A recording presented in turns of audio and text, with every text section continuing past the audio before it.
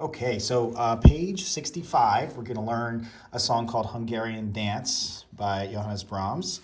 Things are getting a little more complex. There are more things to remember and deal with as you're playing through these songs.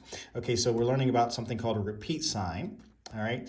And it looks like, so you can see it on the left side at the beginning of the page, all right? It has the two little dots. And then there's always one that's going the other way. Okay, right here. So what that means is, so you're going to play through, and when you get to there, then you're going to repeat. And this symbol tells you where to go back to. So they're kind of opposing each other. You've got, this one has the dots on the left, and this one has the dots on the right. So it's almost like parentheses around something, okay? So then you know what to do. And in the second half, you also have these repeat signs. And so the reason for the one on here is because you know where to bounce back to. It's almost like a teleporting.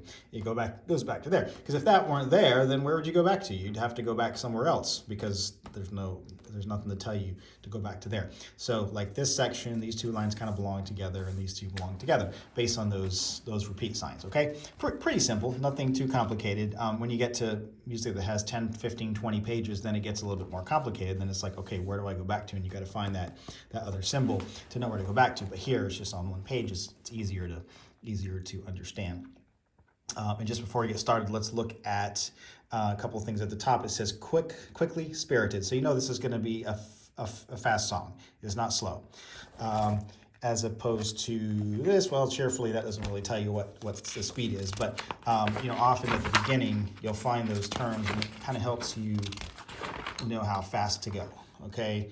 And majestically, so you know that's probably not going to be really a fast song, all right, so we know this is going to be a quick song based on that, and then we also have some dynamics to look at. So F-P. So remember, forte, piano, and that means that the first time is forte and the second time is piano.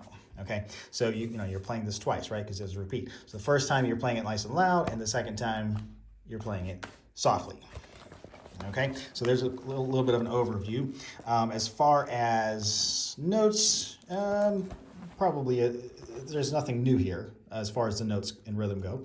One other thing to point out, watch out for these, or actually a couple things, the accents. So when you get there, all right, staccato, lots of staccato, all those, so you see all the dots. And then here, this is an interesting little slur here. All that means is just like any other slur, like over here, you're just connecting those notes together, except here you're going back and forth between the hands because this is left hand, right hand, left hand. So you're just going back and forth between the left hands, but there should be no separation in the sound. Should all sound like almost like you're just doing it with one hand.